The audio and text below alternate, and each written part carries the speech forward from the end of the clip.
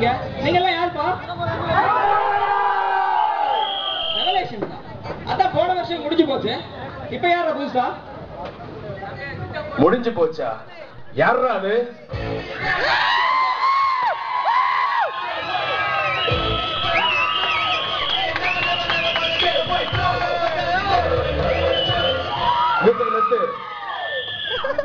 யார்ப்பா வந்து முடிஞ்சு போகுது சொன்ன?